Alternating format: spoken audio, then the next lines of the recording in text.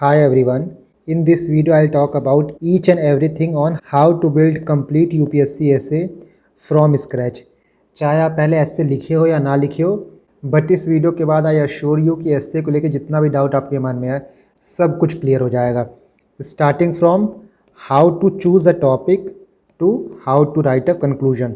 हम हर एक फेज़ की हर एक स्टेप की बात करेंगे. बट सबसे पहले आप ये समझो कि ऐसे का पेपर इतना ज़्यादा इंपॉर्टेंट होता क्यों है. I don't know how many of you have realized this, but the essay paper is one of the most crucial and scoring paper among all the GS mains paper. इस paper का cost to benefit ratio बहुत अच्छा है. Now देखो, ऐसे build करने के लिए दो कंपोनेंट सबसे ज़्यादा इंपॉर्टेंट है. फर्स्ट पार्ट आपका हो गया स्ट्रक्चरिंग, जो आप ऐसे का स्केलेटन प्रिपेयर करते हो, जो ऐसे का स्ट्रक्चर प्रिपेयर करते हो.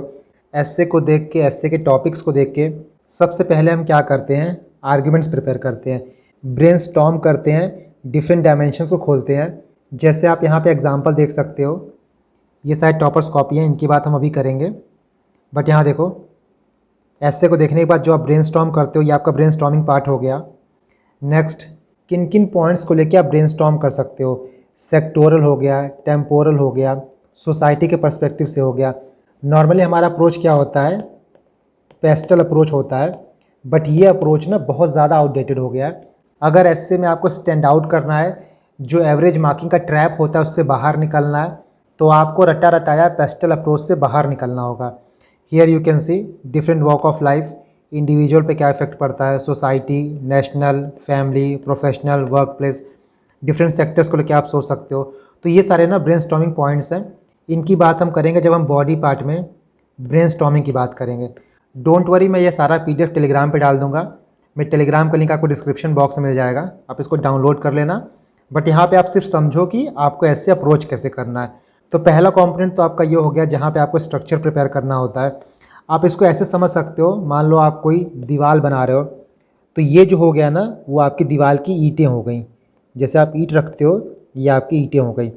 बट इन ईंटों को स्ट्रेंथन करने के लिए, मजबूती प्रोवाइड करने के लिए, इनके बीच में आपको सीमेंट, बालू, रेत का मिक्सचर डालना होता है. और यही आपका सेकंड कंपोनेंट है, जहाँ पे आप अपने ऐसे के स्ट्रक्चर को स्ट्रेंथ प्रोवाइड करते हो. क्या क्या आपके फिलर पॉइंट्स हो गए, जैसे मान लो कोई कोटेशन हो गया, कोई स्टोरी हो गया, एनेक्डोट हो गया, कोई न्यूज़पेपर का आर्टिकल हो गया, किसी बुक की समरी हो गई, कोई श्लोक हो गया, कोई पोयम हो गया, किसी मूवी का सीन हो गया, एक्सेट्रा. ये सारी चीज़ें जो है ना, वो आपके ऐसे को वेटेज प्रोवाइड करती हैं, ऑथेंटिसिटी प्रोवाइड करती हैं. फॉर एग्जांपल, आप कोई ऐसे लिखो, कोई आर्गूमेंट दो आप ऐसे में, एंड आपका आर्गूमेंट सिंपल प्लेन हो, विदाउट एनी एग्जांपल. इससे क्या होता है कि जो एग्जामिनर होता है उसको आप विजुअलाइज नहीं करा पाते हो. जो आप ऐसे में लिख रहे हो, जो आपका थॉट प्रोसेस है, वो थॉट प्रोसेस रिफ्लेक्ट नहीं करता है पेपर में. बट आप वहीं पे एग्जांपल कोट करते हो, आप कोई कोटेशन दे देते हो, आप कोई श्लोक लिख देते हो, या फिर आप कोई रियल लाइफ इंसिडेंट दे देते हो, या फिर अपने आर्गूमेंट को आप किसी हिस्टोरिकल कॉन्टेक्स्ट से बैक करते हो, तो आपका आर्गूमेंट जो बनता है वो स्ट्रॉन्ग बनता है. Let me show you some examples. This is my essay notes and I will share this notes on my Telegram channel. मैं इस नोट्स को टेलीग्राम चैनल पर शेयर कर दूंगा. यहाँ देख सकते हो, ये कुछ इंपॉर्टेंट पेपर्स की कटिंग है, जिनके कंटेंट को हम ऐसे में यूज़ कर सकते हैं. इसी तरह यहाँ पे देखो, कुछ ये कोटेशन हो गए. ये एक बुक है, सोफ़ी चॉइस, इसके कंटेंट को भी आप ऐसे में यूज़ कर सकते हो. जैसे यहाँ पे आप देखो, ये कुछ इंपॉर्टेंट बुक्स हैं, इन बुक्स की ये समरी है. इन समरीज़ को आप एज इट इज़ अपने ऐसे के इंट्रोडक्शन में, अपना ऐसे कंक्लूड करते वक्त, या फिर इवन अपने ऐसे के बॉडी में भी यूज़ कर सकते हो. बस आपको ये मेक श्योर करना होगा कि जो भी चीज़ आप यूज़ कर रहे हो वो आपके ऐसे के टॉपिक से रेलेवेंट रहे. इसी तरह आप यहाँ पे देखो, जैसे ये कुछ सिचुएशंस हैं. Late me show you. जैसे देखो, ये टॉपिक है, ग्रीड है या फिर एनवी, जलन करना. इससे रिलेटेड यहाँ पे एक शॉर्ट स्टोरी है, आप इसको डायरेक्टली यूज़ कर सकते हो. ग्रीड से रिलेट करके ही हर्षद मेहता का केस है, इस केस को भी आप एज अ इंट्रो यूज़ कर सकते हो. वहीं देखो, टॉपिक मान लो करेज आता है, या फिर किसी एडवर्स सिचुएशन में कैसे रिस्पॉन्ड करना चाहिए, इससे रिलेटेड कोई टॉपिक आता है, तो आप मल्टीपल एग्जाम्पल यूज़ कर सकते हो. जैसे एक मूवी आई थी ना, नीरजा भनोत, उनकी लाइफ को एज अ कोट यूज़ कर सकते हो, इस एनेक्डोट को यूज़ कर सकते हो टू रिप्रेजेंट कि कैसे करेज इंपॉर्टेंट है. उसी तरह कुछ एग्जांपल्स आप और देखो. ये देखो स्कैम से रिलेटेड, जैसे कोलगेट स्कैम हो गया, ये भी आपका ग्रिड से रिलेटेड हो गया। इसको आप एग्जांपल दे सकते हो। एनी फ्रैंक को तो आप जानते ही होंगे, इनकी डायरी बहुत फेमस है जो इन्होंने वर्ल्ड वॉर 2 के टाइम पे लिखी थी। इस स्टोरी को भी आप एज अ एनेक्डोट यूज़ कर सकते हो। ये कुछ कोट्स हो गए, इन कोटेशन को भी आप यूज़ कर सकते हो। करेज के ऊपर ये हो गया, ग्रीड के ऊपर ये हो गया, the world has enough for everyone need but not everyone greed. Justice fairness के ऊपर रामायण का आप एक इंसिडेंट कोट कर सकते हो, जो श्री राम और सुग्रीव के बीच में इंसिडेंट हुआ था बाली को मारने का, उसको आप एज अ इंट्रोडक्शन कोट कर सकते हो। गांधी जी को जब साउथ अफ्रीका में ट्रेन से बाहर निकाल दिया गया था, उस इंसिडेंट को आप कोट कर सकते हो। ये तो रही कुछ रियल लाइफ हिस्टोरिकल एग्जांपल्स। आप मूवीज़ के सीन को भी कोट कर सकते हो। Late me show you. जैसे यहाँ देखो, एजुकेशन, नॉलेज, स्किल और विजडम के ऊपर मान लो कोई भी ऐसे आ रहा है, तो वहाँ पे आप 3 इडियट्स मूवी को, उसमें दिखाए हुए एजुकेशन सिस्टम के एग्जाम्पल को आराम से कोट कर सकते हो कि सभी लोग एक रैट रेस में भाग रहे हैं, सिर्फ रट्टाफिकेशन हो रहा है। ये सीन आप उठा सकते हो 3 इडियट्स से। इसी तरह यहाँ देखो, वुमेन एम्पावरमेंट की मान लो हम लोग बात करते हैं, तो आप दंगल मूवी का यूज़ कर सकते हो। इवन आप डायरेक्टली ये कोट भी कर सकते हो, हमारी छोरी छोरों से कम है क्या। ऐसे वर्ड्स को आप डायरेक्टली आराम से यूज़ करो, ऐसे में कोई प्रॉब्लम नहीं होती। काफ़ी लोग ये पूछते हैं कि हम हिंदी यूज़ कर सकते हैं कि नहीं कर सकते। मान लो आप श्लोक लिख रहे हो तो हम संस्कृत यूज़ कर सकते हैं कि नहीं कर सकते। आराम से यूज़ करना, नो प्रॉब्लम। चिल्ड्रन से रिलेट करके मान लो कोई ऐसे आ रहा है, तो आप तारे ज़मीन को यूज़ कर सकते हो। ऐसे ही देख रहे हो ना, ये सारे फिलर्स हैं। चाहे आप डेटा की बात कर लो, कॉन्स्टिट्यूशनल आर्टिकल्स की बात कर लो, या फिर आप किसी न्यूज़ आर्टिकल की बात कर लो, ये सभी चीज़ें आपकी एस्से को वेटेज प्रोवाइड करती हैं। ये पीडीएफ मैं टेलीग्राम पे डाल दूँगा, एंड यहाँ पे आपको मल्टीपल चीज़ें मिल जाएंगी। और आपको भी चीज़ें ऐसे ही कलेक्ट करनी है कि आप एक एग्ज़ाम्पल को मल्टीपल जगह पे यूज़ कर पाओ। ठीक है, इस पीडीएफ को आप डाउनलोड कर लेना टेलीग्राम से। मैं टेलीग्राम का लिंक ये है, इसको मैं डिस्क्रिप्शन बॉक्स में भी दे दूँगा। सो एस्से को बिल्ड करने का यही 2 मेन कंपोनेंट है। पहले आप क्या करोगे, स्ट्रक्चर प्रिपेयर करोगे। स्ट्रक्चर प्रिपेयर करने के बाद स्ट्रक्चर को मजबूती अपने फिलर्स, अपने बाइंडर्स, अपने एग्जाम्पल्स, अपने कोटेशन, अपने एनेक्डोट से दोगे। नाउ देखो, आप एक बात याद रखना कि जो आपका एस्से का पेपर है वो जीएस का पेपर नहीं है। जिस हिसाब से आप जीएस का पेपर लिखते हो, एक सेट पैटर्न होता है, वैसा सेट पैटर्न आपको एस्से में फॉलो नहीं करना होता है। एस्से में आप जितना ज़्यादा क्रिएटिव हो सको, आपके पास एक फ्री हैंड रहता है कि आप कुछ भी एक्सप्लोर कर सकते हो। बस एक कंडीशन होती है कि जो एस्से का टॉपिक होता है उससे आपको डाइग्रेस नहीं होना होता है, उससे आपको डाइवर्ट नहीं होना होता है। यूपीएससी में आपने एस्से का पेपर देखा ही होगा, 250 मार्क्स का एस्से आता है, 2 एस्से होता है 125 मार्क्स का, और आपको 1000 से 1200 वर्ड लिखना होता है। 2-3 साल पहले क्या होता था कि जो सेक्शन ए होता था एस्से का, वहाँ पे आपको नॉर्मल या फिर आप कह सकते हो कि जो कन्वेंशनल एस्से होते हैं वो मिलता था, और वहीं पार्ट बी में, सेक्शन बी में आपको फिलोसफिकल एस्से मिलता है। बट पिछले 2-3 साल से यूपीएससी क्या कर रहा है कि सेक्शन ए और सेक्शन बी दोनों में आपको फिलोसफिकल एस्से दे रहा है। इसीलिए जो आपको अपनी इमेजिनेशन का दायरा है ना, थोड़ा बढ़ाना होगा, अपनी सोच के होराइज़न को थोड़ा एक्सपेंड करना होगा।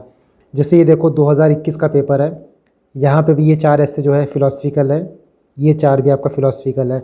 उसी तरह ये 2022 का पेपर है, यहाँ भी सारे फिलोसफिकल एस्से हैं। इन सब में से जो पहला एस्से है वो थोड़ा कम फिलोसफिकल है। ये देखो 2023 का paper, section A, section B, सारे एस्से कंप्लीट 8 के 8 एस्से जो हैं वो फिलोसफिकल है। तो चाहे आप सेक्शन ए की बात करो या फिर सेक्शन बी की बात करो, आप फिलोसफिकल एस्से से बच नहीं सकते हो। एस्से के पेपर की हम ब्रीफ में बात करें तो सबसे पहला पेपर आपका एस्से का ही होता है। यहाँ पे आपको मार्क्स का वेरिएशन बहुत देखने को मिलेगा। कुछ लोग को 80-90 मिलता है, तो कुछ लोग 130-140 स्कोर कर लेते हैं। पहले क्या होता था, लोग 161-165 तक स्कोर करते थे। बट जब से फिलोसफिकल एस्से दोनों पार्ट में आने लगा है, अगर आप 145-150 तक स्कोर कर रहे हो, डेट मीन्स आप एस्से में बहुत अच्छा स्कोर कर रहे हो। आपका टारगेट होना चाहिए कि आप एस्से में एटलीस्ट 140 प्लस स्कोर करो। इसके बाद देखो, एस्से में आपको कोई अलग से प्रिपरेशन नहीं करनी होती है। जो आप जीएस में पढ़ते आए हो, जो आप ऑप्शनल में पढ़ते आए हो, उन्हीं के पॉइंट्स पे आपको ब्रेनस्टॉर्म करना है। जो मैंने आपको यहाँ पे दिखाया था ब्रेनस्टॉर्मिंग नोट्स, चाहे आप सेक्टोरल की बात करो, टेम्पोरल की बात करो, सोसाइटी के पर्सपेक्टिव से बात करो, या फिर वेरियस सेक्टर्स जैसे मीडिया, रिलीजन, बिजनेस, पॉलिटिक्स, या फिर अपने जीएस वाइज पेपर की बात करो, इन्हीं सारे नोट्स पे आपको सोचना होता है। यहाँ पे आप बहुत ही एविडेंटली पेस्टल अप्रोच अब मत यूज़ करना, क्योंकि ये अप्रोच बहुत ज़्यादा यूज़ हो चुका है। इस अप्रोच को नहीं यूज़ करना, इसका मतलब ये नहीं कि आप इन थीम्स मत सोचो। आप पॉलिटिकल, इकोनॉमिक, सोशल, इन एस्पेक्ट को, इन थीम पे तो सोचोगे ही, बट ऐसे लिखते वक्त आप बहुत ज़्यादा एविडेंट मत करना। देखो ब्रेनस्टॉर्मिंग बहुत इंपॉर्टेंट पार्ट है ऐसे लिखने का, और यही ब्रेनस्टॉर्म करना होता है स्टार्टिंग के 15-20 मिनट। जो शुरुआत के 15 मिनट होते हैं उसी में आप अपने ऐसे को बिल्ड करते हो, ऐसे को स्ट्रक्चर बनाते हो, क्या चीज़ यूज़ करना है, क्या चीज़ यूज़ नहीं करना है, कौन कौन से पॉइंट्स हमको इंक्लूड करने हैं, किस फ्लो में हमको ऐसे को ले जाना होता है। स्टार्ट क्या 15-20 मिनट में डिसाइड करते हो ना। टॉपिक कैसे चूज़ करना है उसको हम आगे देखेंगे। इसकी बात हमने कर ही ली है। ये आपका फिलर पॉइंट्स है, कोट्स हो गया, एनेक्डोट्स हो गया, poem, story, example, arguments, multiple points, ये सारी चीज़ें आप ब्रेनस्टॉर्मिंग के टाइम पे सोचते हो और इनको आप पहले से ही कलेक्ट करके रखते हो, बिकॉज यही डिसाइड करते हैं कि आप कौन सा ऐसे चूज़ करोगे।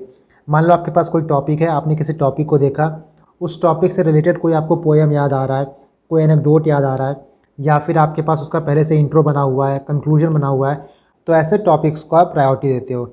नाउ ब्रेनस्टॉर्मिंग, जैसा मैंने बोला कि आपका जो ऐसे होता है वो स्टार्ट के 15 मिनट में ही बिल्ड होता है। इन्हीं 15 मिनट में आपको ब्रेनस्टॉर्म करना होता है। किन नोट्स पे करना होता है, किन पॉइंट्स पे करना होता है, यहाँ मैंने आपको दिखा दिया। ये सारे पॉइंट्स हैं जिन पॉइंट्स को आप दिमाग में रखते हुए अपने ऐसे को तोड़ोगे और इन्हीं पॉइंट्स पे आप अपने ऐसे को ब्रेनस्टॉर्म करोगे। यहाँ पे आपको खुद को बाउंड नहीं करना है कि हमको सिर्फ इन्हीं टॉपिक्स के बारे में सोचना है, आप इनके बियॉन्ड भी सोच सकते हो। बट जब भी आप ब्रेनस्टॉर्मिंग करोगे ना, इन पॉइंट्स को ध्यान में रखना, इन नोट्स को ध्यान में रखना। आपके पास एक एंड होता है पकड़ने का, एक सिरा होता है पकड़ने का, तो आप आराम से आगे बढ़ सकते हो। तो एग्ज़ाम में सोचने के लिए आपके पास कोई स्टार्टिंग पॉइंट होता है, तब आइडियाज़ अपने आप जनरेट होते हैं। ऐसे को लेके एक रफ एस्टिमेट की बात करें कि आपको कितना ऐसे लिखना होता है, कितना वर्ड लिखना होता है, तो देखो आपको पर ऐसे 1200 वर्ड लिखना है, मतलब 11 से 12 पेज आपको लिखना है। 11 से 12 पेज मतलब कि मान लो आपके पास एक टॉपिक है, उस टॉपिक को आपको कम से कम 5 से 6, नहीं तो आप 4 से 5 मेजर थीम्स में तोड़ो। इन थीम्स को, इन 4 से 5 थीम्स को फिर से 5 से 6 माइनर थीम्स में तोड़ो या फिर माइनर डायमेंशन में तोड़ो। आपका ये 4-5 मेजर पॉइंट हो गया। इससे क्या हो जाएगा, 4 हमारा मेजर पॉइंट हो गया, इसका माइनर 5 पॉइंट हो जाएगा। 4 × 5 मतलब पर ऐसे कम से कम आपको 20 पैराग्राफ लिखना होता है। एक आपका पेज होता है, एक पेज में कम से कम आपको 2 पैराग्राफ आना चाहिए। एक पैराग्राफ आपका ये हो गया, दूसरा पैराग्राफ आपका ये हो गया। इसी एस्टिमेशन को आप ध्यान में रखो कि आपको ऐसे को कम से कम 4 से 5 मेजर थीम्स में तोड़ना है। उसके बाद उन मेजर थीम्स में कम से कम आपको 4 से 5 माइक्रो थीम निकालने हैं। समझ गए? So let us start from the very basic thing कि ऐसे का सिलेबस क्या है। काफ़ी लोग को ये नहीं पता होता है कि यूपीएससी ऐसे का भी सिलेबस देती है। सो ये आपका रहा ऐसे का syllabus. Candidate may be required to write essay on multiple topics. They will be expected to keep closely to the subject of the essay, arrange their ideas in orderly fashion, write concisely, credit will be given for effective and exact expression. So सबसे पहला point है, सबसे पहला keyword है कि you have to closely write your essay. जो ऐसे का सब्जेक्ट होगा उससे भटकना नहीं है, उससे डाइवर्ट नहीं करना है। सेकंड पार्ट इज कि you have to arrange your idea in orderly fashion. That means कि you have to arrange your idea in a well organised and controlled way. Third is कि you have to write concisely, to the point आपको चीज़ें लिखनी है। And the fourth one is कि जो marks आपको मिलेंगे वो आपकी इफेक्टिवनेस पे और एग्जैक्ट एक्सप्रेशन पे मिलेंगे। सो ये पॉइंट आपको ध्यान रखना है। कोई भी आप ऐसे लिखो, चाहे वो नॉर्मल ऐसे हो या फिर फिलोसफिकल ऐसे हो, these are the point you should keep in mind. Now why I spent struggle to write philosophical essay. सबसे पहला point, and I think this is the most important point, जो आपके philosophical ऐसे के topics होते हैं वो कई बार वेग हो जाते हैं या फिर एब्स्ट्रैक्ट हो जाते हैं, जिसकी वजह से कभी कभी इंटरप्रिटेशन जो होता है वो हमारा रॉन्ग हो जाता है। ऑल्सो समटाइम यू फील कि लैक ऑफ कंटेंट है आपके पास ऐसे में, बिकॉज जो नॉर्मल ऐसे होते हैं वहाँ पे आप जीएस के पॉइंट लिख सकते हो, बट इन फिलोसफिकल ऐसे जीएस आपको डायरेक्टली हेल्प नहीं करता है। हेल्प तो यहाँ भी करेगा, बट जिस तरह आपको नॉर्मल ऐसे में हेल्प करता है उस तरह आपको फिलोसफिकल ऐसे में जीएस हेल्प नहीं करता है। अपने आइडियाज़ को स्ट्रक्चर करने में भी प्रॉब्लम आती है। इंट्रो कैसे करें, बॉडी में क्या लिखें, कंक्लूड कैसे करें, ये भी बहुत बड़ी प्रॉब्लम है। And many times we tend to divert from the topic. Topic में कुछ और पूछा होता है, बट ऐसे में 1 या 2 पैरा लिखने के बाद हम टॉपिक से डाइवर्ट हो जाते हैं, टॉपिक से स्टीर अवे हो जाते हैं। इसके बाद जो सबसे मेजर पॉइंट ये है कि अब चॉइस आपके पास नहीं रहा। You have to prepare your philosophical essay. आपको फिलोसफिकल ऐसे को पढ़ना होगा, मास्टर करना होगा, प्रैक्टिस करनी होगी। अदरवाइज काफ़ी लोगों को मैं जानता हूँ जो वहाँ पे ब्लैंक हो जाते हैं, कोई आइडिया नहीं आता उनके दिमाग में। सो आप बिफोर इन चीज़ों को प्रैक्टिस करिए। आई विल टेल यू कि आपको कैसे प्रैक्टिस करना है, बट मेक श्योर करना है कि एग्जाम से पहले एटलीस्ट आप 4 से 5 ऐसे लिख लो, सो डैट चाहे फिलोसफिकल टॉपिक हो चाहे नॉर्मल टॉपिक हो, आप वेल वर्स्ड हो जाओ।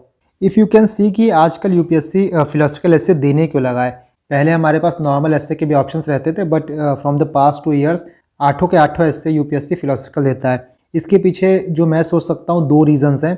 सबसे पहला है कि UPSC trying to test your writing skill, your creativity and your way of expression. नहीं तो क्या होता था कि नॉर्मल एस्से में लोग 1200 वर्ड के जीएस के आंसर लिख देते थे। सो इस चीज़ को एलिमिनेट करने के लिए UPSC is moving towards philosophical topics, जहां आपको सोचना पड़ेगा, जहां आपको थोड़ा ब्रेनस्टॉर्म करना पड़ेगा पॉइंट्स को जनरेट करने के लिए, क्योंकि एस्से जो है वो मेक और ब्रेक का काम करता है। और खासकर एस्से आपका पहला पेपर होता है, वो पेपर आपका ख़राब हो जाता है तो GS1, GS2, GS3, GS4 आपके सारे पेपर पर उसका असर पड़ता है। डेट इज़ वाई एस्से को अच्छे से प्रिपेयर कर लो। बहुत ज़्यादा मेहनत नहीं लगती है, सिर्फ प्रैक्टिस होती है। बाकी चीज़ों में आपको याद करना होता है, आपको चीज़ें रटनी होती हैं, बट एस्से में आप थोड़ा सा प्रैक्टिस करोगे, ईजिली अपने आइडियाज़ को, अपने थॉट्स को पेपर पे रिप्रेजेंट कर सकोगे। Now the first thing, as soon as you get your essay paper, you have to choose the most appropriate essay topic जिस पे आप लिख सको 1200 वर्ड। दैट मीन्स कि 10 पेज आपको लिखने होते हैं। सो कोई ऐसा टॉपिक आप चूज़ करो जहाँ पे आपके पास आइडिया कम हो, तो बाद में जाके आप एस्से के बीच में जाके स्ट्रगल करोगे।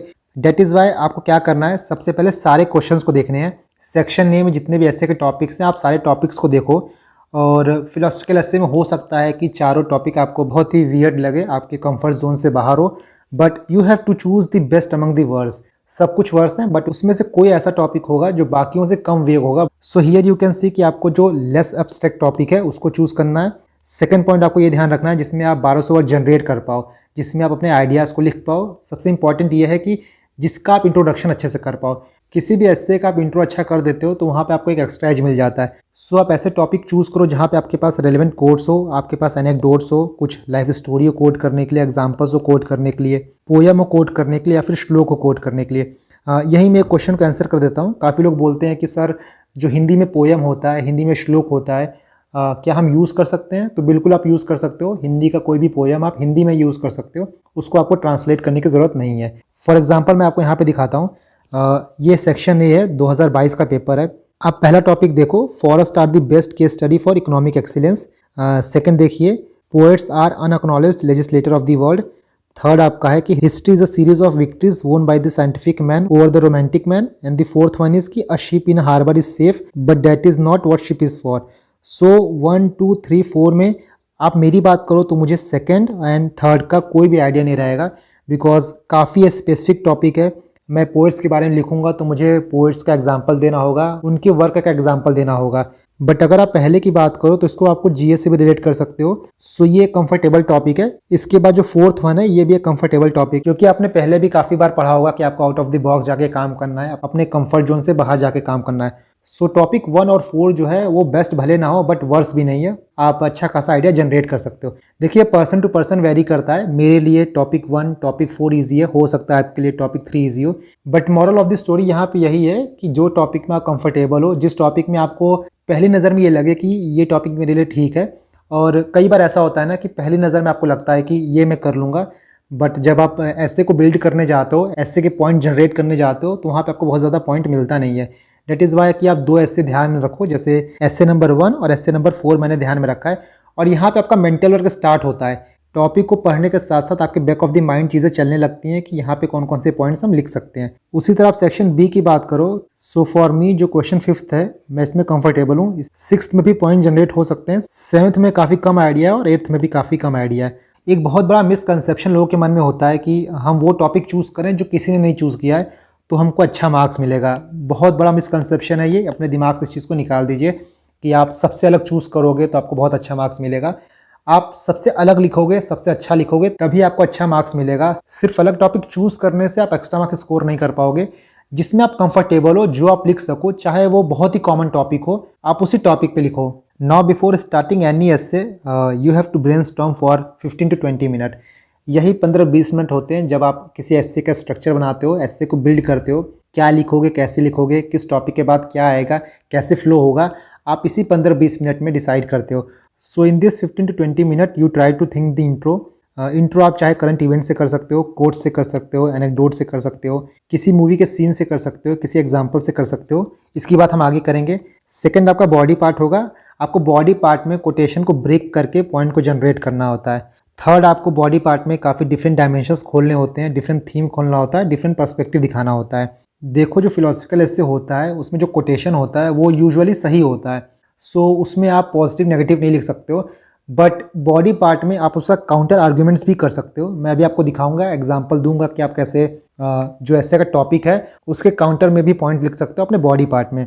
इसके बाद GS4 आपका काफ़ी हेल्प करेगा ऐसे को लिखने में। ऐसे में काफ़ी कोटेशन होगा और जो भी एथिकल व्यू पॉइंट है, चाहे थिंकर का व्यू पॉइंट हो, फिलोसफर का कोट हो, वो आप GS4 से उठा सकते हो। नेक्स्ट ये है कि जब भी आप स्ट्रक्चर करो तो ऐसे के टॉपिक को आप देखते रहो, ऐसे का टॉपिक है क्या। बिकॉज जैसा मैंने बताया था कि कई बार ऐसा होता है आप ऐसे के टॉपिक से डाइवर्ट कर जाते हो, बट वो नहीं करना है। जो मेन थीम है ऐसे का, आपको उसी के पेरीफेरी में चीज़ें लिखनी है। यहाँ पे काफ़ी लोग ऐसे होते हैं जो ब्रेनस्टॉर्म लॉजिकल सीक्वेंस में करते हैं कि हमको पहले इंट्रो देना है, फिर बॉडी में पहला पॉइंट ये लिखना है, दूसरा पॉइंट ये लिखना है, तीसरा पॉइंट ये लिखना है। इसी सीक्वेंस में वो सोचते हैं और इसी सीक्वेंस में वो अपना रफ स्केच जो है बनाते हैं। बट कुछ लोग ऐसे भी होते हैं जो रैंडमली उनके मन में जो भी थॉट्स आते हैं पर्टिकुलर ऐसे को देख के वो कोट करते हैं, वो लिखते रहते हैं। बाद में जब ऐसे लिखते हैं तो अपने आइडियाज़ को अरेंज करते हैं। सो ये चीज़ आपके प्रैक्टिस से आएगा, किस चीज़ में आप कंफर्टेबल वो आप देख सकते हो। यहाँ मैंने 2 स्क्रीनशॉट लगाए हैं। जैसा आप ये देख सकते हो, ये ब्रेनस्टॉर्मिंग का PDF है। ऐसे को स्टार्ट करने से पहले पीछे आप ऐसे ब्रेनस्टॉर्म कर सकते हो, कौन कौन से पॉइंट्स आपको बनाने हैं। इस तरह माइंड मैप के थ्रू भी आप चीज़ों को लिख सकते हो और बाद में जब आप ऐसे लिखिए तो अपने आइडियाज़ को ऑर्डरली फैशन में अरेंज करिए। जैसे आप यहाँ पे भी देख सकते हो, ये AIR1 श्रुति शर्मा का ऐसे का टेस्ट पेपर है। ये देखो ऐसे का टॉपिक था, फेमिनिज्म इज़ फॉर एवरीबॉडी। तो ये है ब्रेनस्टॉर्मिंग पॉइंट। लाइन से कैसे लिखना है, कौन सा पॉइंट पहले आएगा, कौन सा कोटेशन हमको यूज़ करना है, कौन सा स्टोरी यूज़ करना है, कौन कौन से पॉइंट्स यूज़ करने हैं, काउंटर आर्गूमेंट्स कौन कौन से यूज़ करने हैं, आपको पहले ही ब्रेनस्टॉर्म करने होंगे। जैसे इस पर्टिकुलर ऐसे में जो ऐसे की बिगिनिंग थी वो गार्गी और यजनावालक के, ये ऋषि यजनावालक के हैं। इनके टसल को, इनके स्टोरी को कोट करके स्टार्ट किया गया था कि किसकी स्क्रिप्चर पर नॉलेज ज़्यादा है। इसके बाद जो सेकेंड पॉइंट था, व्हाट इज़ फेमिनिज्म। इसके बाद फेमिनिज्म किस पे बात करता है, सेंट्रलिटी ऑफ वुमेन। वीमेन के भी अलग अलग dimensions, lower caste, rural women, urban women. यहीं पे मीटू मूवमेंट की बात की गई, यहाँ पे मेन की भी बात की गई, LGBTQ की भी बात की गई, masculinity, suicide rate, he for she campaign की भी बात की गई। तो ये सारे जो है ना वो ब्रेनस्टॉर्मिंग पॉइंट हैं। जब ऐसे आप लिखने बैठोगे तो ये सारे पॉइंट्स जो हैं वो आइडिया जनरेट करने में आपकी हेल्प करेंगे। इसीलिए हम लोग ब्रेनस्टॉर्म करते हैं। इसीलिए जो ऐसे का स्ट्रक्चर होता है ना, वो स्टार्ट के 15 मिनट में ही बन जाता है। स्टार्ट के 15 मिनट में ही डिसाइड हो जाता है कि बाकी बचे हुए 1 घंटा 1.5 घंटा में हम क्या लिखेंगे।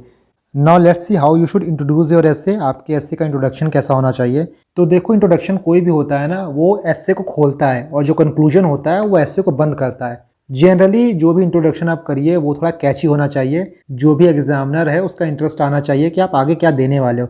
सो इंट्रोडक्शन में आप जो कोटेशन है उसको ब्रेक कर सकते हो, उसको एक्सप्लेन कर सकते हो। आप इवन कोट को डिफाइन कर सकते हो। कोई ऐसा कोट है जो ऑब्वियस नहीं है, उसको आप डिफाइन कर सकते हैं। इसके साथ इंट्रोडक्शन आप चाहे एनेक्डोट से कर सकते हो, किसी स्टोरी से कर सकते हो, किसी रियल लाइफ इंसिडेंट से कर सकते हो। बट मेक श्योर करिएगा कि ये सारी चीज़ें आपके ऐसे के टॉपिक से रिलेटेड हो। ऐसा नहीं कि ऐसे कुछ पूछा और है बट आपके मन में जो आ रहा है वो लिख दे रहे हो। जो टॉपिक ऐसे से रिलेटेड हो, इवन ऐसे से रिलेटेड ना भी हो, बट आपको उसको किसी न किसी तरह से ऐसे से रिलेट करना होगा। सपोज आपने एक कहानी लिख दी है, इवन काफ़ी लोग हाइपोथेटिकल कहानी भी लिखते हैं, वो भी आप कर सकते हो। बट मेक श्योर करना कि उस कहानी को अपने ऐसे के टॉपिक से रिलेट करना। Let me explain you this through one example. ये 2022 का पेपर है, सेक्शन B का क्वेश्चन नंबर 5 देखिए। The time to repair the roof is when the sun is shining. So इस कोट को मैंने 2 भाग में तोड़ दिया है। पहला पार्ट आपका ये है कि time to repair the roof, ये क्या इंडिकेट करता है, it's reflect a problem, you might be in bad situation और यू आर इन डिस्ट्रेस। तो जो आपका ये पहला पार्ट है वो किसी टाइप के डिस्ट्रेस को या फिर प्रॉब्लम को रिफ्लेक्ट करता है। जो इसका सेकंड पार्ट है कि सन इज शाइनिंग, ये एक राइट टाइम को डिनोट करता है, राइट अपॉर्चुनिटी को डिनोट करता है। इस तरह से आप एस्से के टॉपिक को तोड़ के लिख सकते हो कि एस्से का जो टॉपिक है, एस्से का जो कोटेशन है, क्या डिनोट करता है, क्या रिफ्लेक्ट करता है। ये आपका इंट्रो हो सकता है। इसके साथ आप किसी एग्जाम्पल को भी लिख सकते हो, किसी रियल लाइफ स्टोरी को भी लिख सकते हो। For example, if any students fail in exam then he should work on his shortcoming when the time is right, that is before exam. Exam से पहले उसको अपनी शॉर्टकमिंग को दूर करना है, अपनी तैयारी को पूरा करना है। सो एग्जाम से पहले का जो टाइम है ना, वो सन इज शाइनिंग का पीरियड है। उस पीरियड में प्रेशर जो होता है काफ़ी लो होता है, वो राइट फ्रेम ऑफ माइंड पे रहेंगे, प्रॉपर एनालिसिस कर पाएंगे। अदरवाइज जब परफॉर्म करने का टाइम आएगा then they might take hasty decision. So इस एग्जाम्पल से आप जो कोटेशन है उसको एक्सप्लेन कर सकते हो। You can also use historic example, किसी हिस्टोरिक इंसिडेंट को आप इस पर्टिकुलर कोट से कनेक्ट कर सकते हो। लाइक गांधी जी की जो स्ट्रेटेजी थी, स्ट्रगल ट्रूथ स्ट्रगल। सो जो यहाँ पे ट्रूस का पीरियड था वो पीरियड था द सन इज शाइनिंग का। नॉन कॉपरेशन मूवमेंट आपका 1920 में हुआ था। इसके बाद जब चौरी चौरा हुआ सो गांधी जी ने मूवमेंट को विड्रॉ कर लिया। चौरी चौरा और सीडीएम के बीच गांधी जी ने ग्राउंड प्रिपेयर किया, डैट मीन्स कि उन्होंने रूफ रिपेयर किया when the sun was shining. इसी तरह बहुत से इंसिडेंट आप देखोगे। बेसिकली आपको ना थोड़ा सा दिमाग खोल के पेपर को देना है। बहुत एग्जाम्पल्स आपने पढ़े होंगे, आप एथिक्स में पढ़ोगे, आप इवन जीएस में पढ़ोगे, बस आपको यहाँ पे किसी ना किसी तरह से उसको रिलेट करना होता है। एक और इंट्रोडक्शन आप यूज़ कर सकते हो रियल लाइफ इंसिडेंट का। बेस्ट एग्जांपल कोविड-19 है। कोविड-19 के फर्स्ट वेव में अगर हमारे पास बेटर इंफ्रास्ट्रक्चर होता तो कोविड-19 का फर्स्ट वेव हम लोग काफ़ी इफेक्टिवली मैनेज कर लेते। डैट मीन्स कि जब सन शाइन कर रहा था before COVID hit the world, हमारी प्रिपरेशन नहीं थी, हमने रूफ रिपेयर नहीं किया था। So in this way you can relate the COVID pandemic with the quotation given. Let's take one more example. A ship in a harbour is safe but that is not what ship is for. यहाँ पे आप इस quotation को explain कर सकते हो। Like ये quotation जो है वो moving out of comfort zone को इंडिकेट करता है। शिप जो है उसका नेचर क्या है, वो सेल करने के लिए बना हुआ है, बट अगर वो डूबने के रिस्क से डॉक कर दिया जाएगा तब भी अल्टीमेटली उसमें रस्ट लगेगा। The ship will be ragged after some point of time. So without challenge, without taking risk, life is not worthy of living.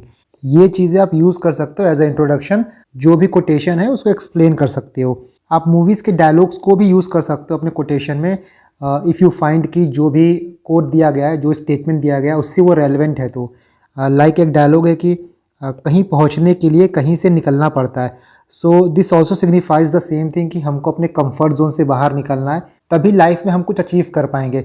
देखिए जो भी चीज़ें मैं आपको बता रहा हूँ यहाँ पे, ये सारी चीज़ें जब आप ब्रेन स्टॉर्मिंग करोगे, आप इंट्रोडक्शन के लिए सोचोगे क्या करना है, बॉडी के लिए सोचोगे क्या करना है, उसी वक्त आपको ये डिफरेंट आइडियाज़ में से कुछ आइडियाज़ जो आपको लगे रेलेवेंट हैं वहाँ पे डालने हैं। मैं यहाँ आपको काफ़ी अलग अलग एग्जांपल दे रहा हूँ ताकि आपका जो विजन है, जो पर्सपेक्टिव हो वो वाइड हो। You can also use one anecdote. आप सभी ने अभिमन्यु की स्टोरी सुनी होगी कि उन्होंने चक्रव्यूह में एंटर करके चक्रव्यूह को भेदा था। वो चाहते तो कंफर्ट जोन में रहते, पांडवास के पीछे रहते, but he choose to move out of his comfort zone and fought the mighty battle of Mahabharata. यहाँ भी आप रियल लाइफ एग्जांपल ले सकते हो। कोविड के टाइम पे फ्रंट लाइन वर्कर अपने कंफर्ट जोन से बाहर आके, इरिस्पेक्टिव ऑफ उनकी लाइफ स्टेक पे थी, उनकी फैमिली की लाइफ स्टेक पे थी, उसके बाद भी उन्होंने मिलियंस ऑफ लाइफ सेव किए। So you can use this type of example in any philosophical essay. और फिलोसफिकल एस्से में ना आपको एग्जाम्पल्स यूज करने पड़ते हैं to proof your point, to give weightage to your point. Few examples हम देखते हैं और भी। ये 2020 का एस्से था। Ship do not sink because of water around them, ship sink because of water that gets into them. यहाँ आप इंट्रो में बैटल ऑफ प्लासी का यूज कर सकते हो, जहाँ पे ब्रिटिशर्स की रॉबर्ट क्लाइव की विक्ट्री हुई थी due to treachery of Mir Jafar. Next you can see कि poverty anywhere is a threat to prosperity everywhere. यहाँ पे भी आप इंट्रो यूज़ कर सकते हो ओसामा बिन लादेन को एज एग्जाम्पल लेके कि ओसामा बिन लादेन ने अलकायदा को क्यों फॉर्म किया था। Because he hold USA responsible for the Afghanistan poverty, hence he want to wipe out the prosper US nation. सो जो अफगानिस्तान की पॉवर्टी है वो पूरे यूएस की प्रॉस्पेरिटी के लिए, पूरे वर्ल्ड की प्रॉस्पेरिटी के लिए थ्रेट है। So in this way you can relate current affair things, your modern history, world history, anything you study in GS paper, आप उसको अपने फिलोसफिकल कोड से कनेक्ट कर सकते हो। यहाँ पे आप कुछ एग्जांपल टॉपर्स कॉपीज से देखो। ये नौशीन की कॉपी है AIR 9। इनका एस्से में 137 मार्क्स आया था और 2023 में 137 मार्क्स लाना मतलब काफ़ी अच्छा लिखा इन्होंने एस्से। यहाँ पे देखो इन्होंने AI पे लिखा था, artificial intelligence is overcoming our mental limitations but not expanding our mental horizon. इसको स्टार्ट इन्होंने कैसे किया, तो जो सोफिया है फर्स्ट ह्यूमनॉइड रोबोट, उसके बेसिस को लेके इन्होंने उसको स्टार्ट किया। उसी तरह दूसरा ऐसे देखो, we can easily forgive a child who is afraid of the dark, the real tragedy of life is when man are afraid of light. ठीक, इसको स्टार्ट करने के लिए इन्होंने क्या किया, जो आपका हैरी पॉटर मूवी है उसके एक सीन्स इन्होंने इसको इंट्रोड्यूस किया। ठीक है, तो अब इस तरह मूवीज़ का भी इंट्रोडक्शन यूज़ कर सकते हो। उसी तरह यहाँ देखो Animesh Pradhan AIR 2 133 marks, a mind all logic is like a knife all blade, it makes the hand bleed that uses it. इसको स्टार्ट करने के लिए इन्होंने एल्फ्रेड नोबल का एनेक्डोट यूज़ किया, that is showing his journey from the prince of death to the prince of peace. Prince of death इनको क्यों कहा गया था, बिकॉज ऑफ डायनामाइट इन्वेंशन, और ये प्रिंस ऑफ पीस क्यों है, due to Nobel prize foundation. उसी तरह आप यहाँ पे इंट्रो पढ़ सकते हो, ये भी वर्ल्ड वॉर 2 के एक स्टोरी को, एक हिस्टोरिकल फैक्ट को यूज़ करके एनेक्डोट बनाया गया है। इसी तरह के एग्जांपल आप और देखो, यहाँ पे था the power of perception shapes our understanding of reality. यहाँ पे इंट्रोडक्शन एक हाइपोथेटिकल स्टोरी से किया गया है। उसी तरह आप पोएम से भी अपने ऐसे को इंट्रोड्यूस कर सकते हो। जब आप पोएम से इंट्रोड्यूस करना तो क्या करना, मान लो आपने एक पोएम लिख दिया, पोएम को लिखने के बाद इस पोएम को ऐसे के टॉपिक से आपको रिलेट करना होगा, ठीक है। जैसे इन्होंने यहाँ पे इस पोएम को लिख दिया, इसके बाद इस पोएम को उन्होंने इस ऐसे के टॉपिक से रिलेट किया। यहाँ पे लाइन लिख के देखो, यहाँ पे these wonderful lines by Robert Frost poses a peculiar question, is the road less travel the road to happiness. क्योंकि टॉपिक यही था, there is no path to happiness, happiness is the path. तो happiness को road not taken से relate कर दिया गया, ठीक है। नेक्स्ट आप देखो, गौतम विवेकानंद 2022 में इनकी रैंक 211 आई थी, 149 मार्क्स था। यहाँ पे एक टाइप ऑफ कोट से स्टार्ट किया गया इंट्रोडक्शन। यहाँ पे हिस्टोरिकल इंसिडेंट को नरेट करके स्टार्ट किया गया। उसी तरह आप क्या कर सकते हो, अपने ऐसे को जर्नल फॉर्मेट से स्टार्ट कर सकते हो। जैसे देखो, ये दोनों ना एक ही टॉपिक पे ऐसे है, an army of principle can penetrate where an army of soldier can not. ये दोनों ऑलमोस्ट ना एक ही चीज़ लिखी गई है, बट यहाँ पे जो कहानी लिखी गई है चौरी चौरा की, वो एक जर्नल के फॉर्मेट में है, बट यहाँ पे उसी चीज़ को सिंपली नरेट कर दिया गया। तो जो ज़्यादा इफेक्टिव होगा, जो ज़्यादा आई कैचिंग होगा, वो आपका ये जर्नल वाला फॉर्मेट है, ठीक है। उसी तरह आप इंट्रोडक्शन में किसी बुक को भी कोट कर सकते हो। मान लो आपने कोई बुक पढ़ी है, जैसे आप यहाँ देखो मल्टीपल बुक्स है ना, और इन्हीं में से किसी बुक को आपने पढ़ा है, और इन बुक्स के समरी को, इन बुक्स के लर्निंग को किसी ऐसे के टॉपिक से आप रिलेट कर सकते हो।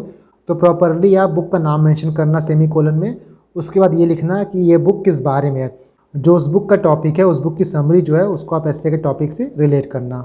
तो ये रही ऐसे की इंट्रोडक्शन की बात, कैसे आप कोटेशन से, न्यूज़पेपर आर्टिकल से, किसी बुक के पेज से, किसी बुक के समरी से, किसी एनेक्डोट से, रियल स्टोरीज से, मूवीज़ के किसी सीन से आप आराम से इंट्रोड्यूस कर सकते हो, अपने ऐसे को खोल सकते हो। Now next move on to the body of the essay. So body of ऐसे में 2 पार्ट होता है। First you have to elaborate the statement and the second part is analysis part. जो भी आप स्टेटमेंट को इलेबोरेट किए हो उसको आपको एनालाइज करना है। एनालिसिस करते वक्त आप डिफरेंट क्वेश्चंस का आंसर कर सकते हो, like what, when, how and who. One thing you can see कि जब भी आप ऐसे लिखो, लेट्स सी कि ये आपका एक ऐसे का पेज है, ऐसे का शीट है। सो आपको यहाँ से स्टार्ट करना है, ऐसे लिखने हैं, एंड इसके बाद पैरा यहाँ पे चेंज करना है।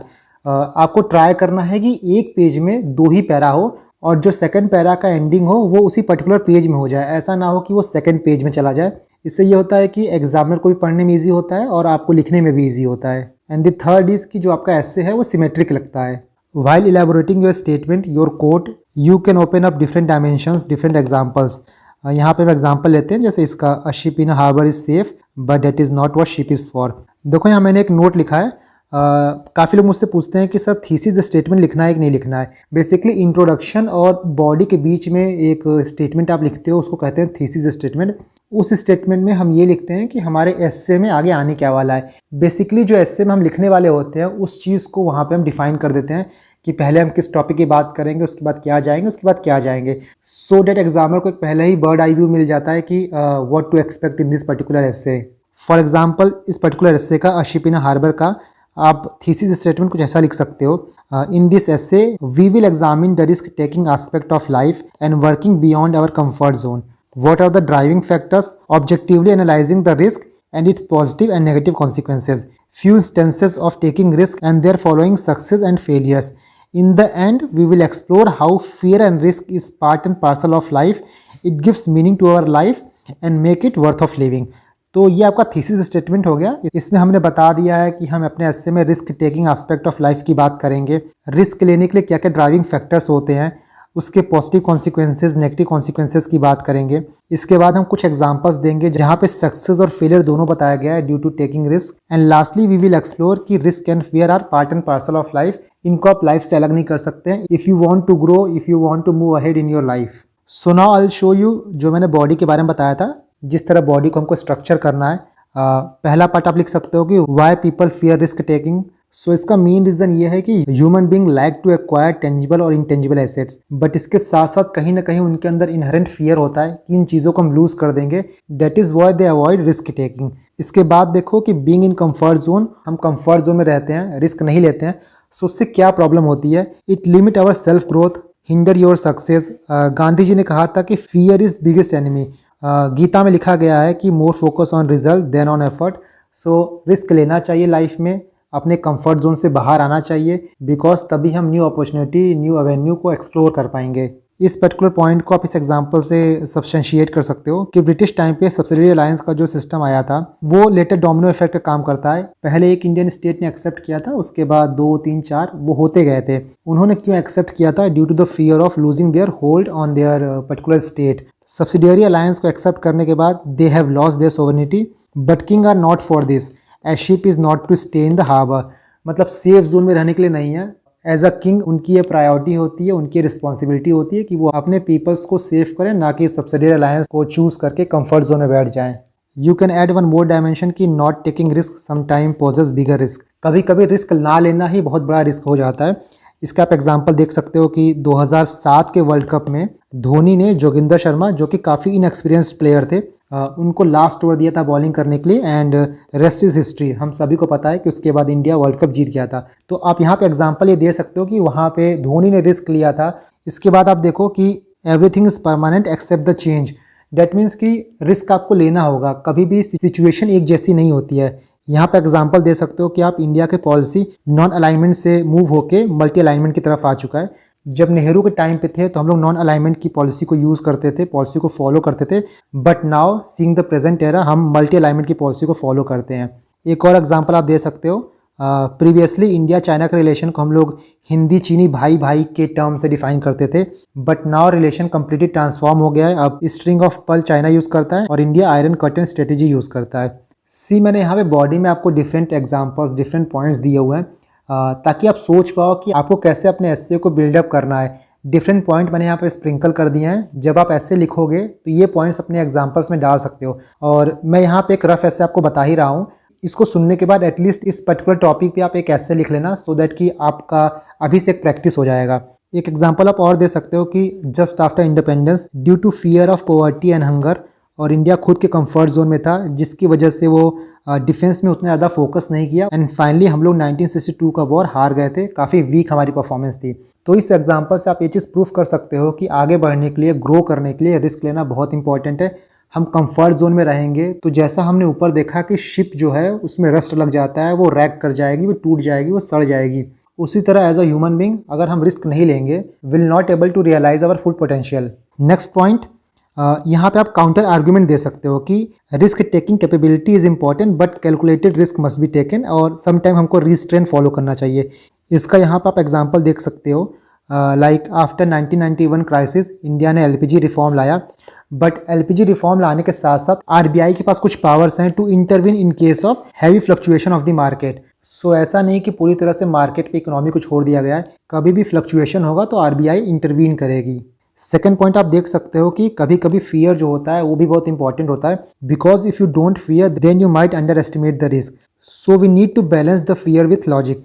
सो यहाँ पे आपका बॉडी स्टेटमेंट खत्म हो गया, एंड आई थिंक कि इतना पॉइंट आपके पास सफिशिएंट रहता है, बिकॉज आपको 10 पेज लिखना होता है। ऑलमोस्ट 10 पेज में आप कह सकते हो कि आपके पास 19-20 पैराग्राफ लिखने होते हैं। आपके स्टार्टिंग का फर्स्ट पैराग्राफ और लास्ट में कंक्लूजन का पैराग्राफ उसको छोड़ दिया जाए तो बीच में आपके पास ऑलमोस्ट 16-17 पैराग्राफ मिलते हैं जहां आपको बॉडी पोर्शन लिखना होता है। सो आपके पास कुछ हैवी कंटेंट होने चाहिए, हैवी बिल्डअप होना चाहिए to make your body part look stronger and convincing to read. Now coming on to last part of the essay, जो कि है आपका कंक्लूजन। सो कंक्लूजन में कभी भी आप कोई न्यू आइडिया को इंट्रोड्यूस नहीं करोगे, आपने जो चीज़ें ऊपर लिखी हैं उसी को फाइनली कंक्लूड करोगे। कंक्लूजन में आप हमेशा ऑप्टिमिस्टिक टोन रखोगे, पॉजिटिव आउटलुक रखोगे, फॉरवर्ड विजन रखोगे। You can and your essay with rhetorical paragraph या फिर पोएम के साथ, और relate your ending with your intro. For example आपने इंट्रो में किसी कैरेक्टर को इंट्रोड्यूस किया है, तो ट्राई करना कि जब आप कंक्लूड करो तो उसी कैरेक्टर के साथ आप कंक्लूड कर सकते हो। फॉर इंस्टेंस कि मान लीजिए आपने इंट्रोडक्शन में अभिमन्यु की कहानी लिखी थी, चक्रव्यूह की, सो आप एंडिंग भी ये कर सकते हो कि everyone need the spirit of Abhimanyu in their life. तो जो आप स्टार्टिंग होता है ना उसको कंक्लूजन के साथ ऐड करते हो, सो आपका एक पूरा सर्कल कंप्लीट हो जाता है। या फिर अगर आप इंट्रोडक्शन कोविड से किए होते तो आप ये भी लिख सकते हो कि हमने फर्स्ट वेव के बाद अपना इंफ्रास्ट्रक्चर थोड़ा डेवलप किया, जिसकी वजह से हमने थर्ड वेव को प्रिवेंट किया। लास्ट में ऐसा कुछ आप कंक्लूजन लिख सकते हो, like risk taking courage great virtue, trait of great leader, but calculated risk to be taken to prevent ship from being wrecked। Blind risk without security is as useless as security without risk. So we should follow principle of middle path, जैसा Buddhism में कहा गया है, to extract maximum utility. Last में आप एक poem से ख़त्म कर सकते हो. हरिवंश राय बच्चन जी की पोयम है, लहरों से डर के नौका पार नहीं होती, कोशिश करने वालों की कभी हार नहीं होती.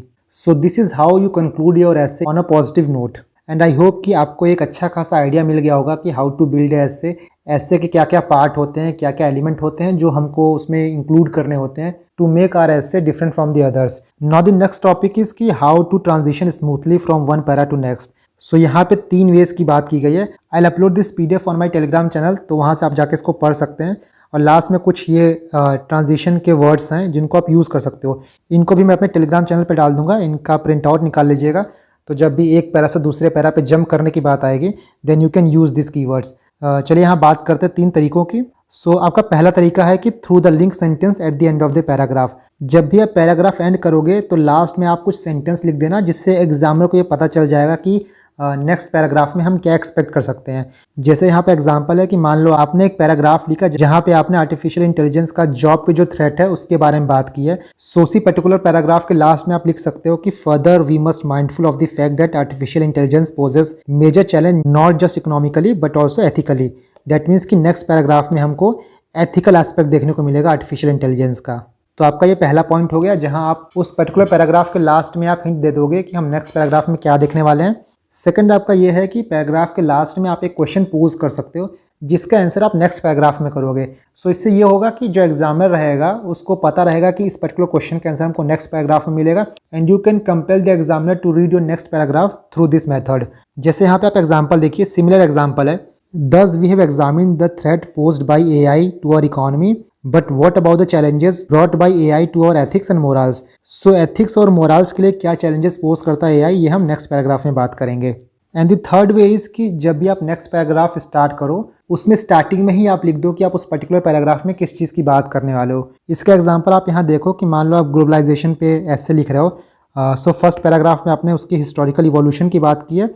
नेक्स्ट पैराग्राफ स्टार्ट होते ही आप लिख दो कि politically to globalization has had a tremendous impact. So that means कि इस पर्टिकुलर पैराग्राफ में you are going to talk about political impact of globalisation.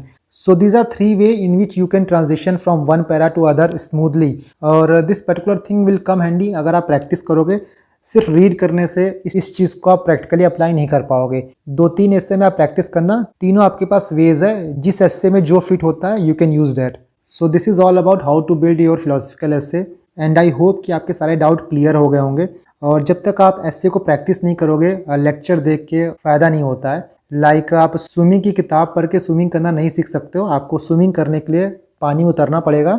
उसी तरह अच्छा एस्से लिखने के लिए आपको प्रैक्टिस करनी होगी.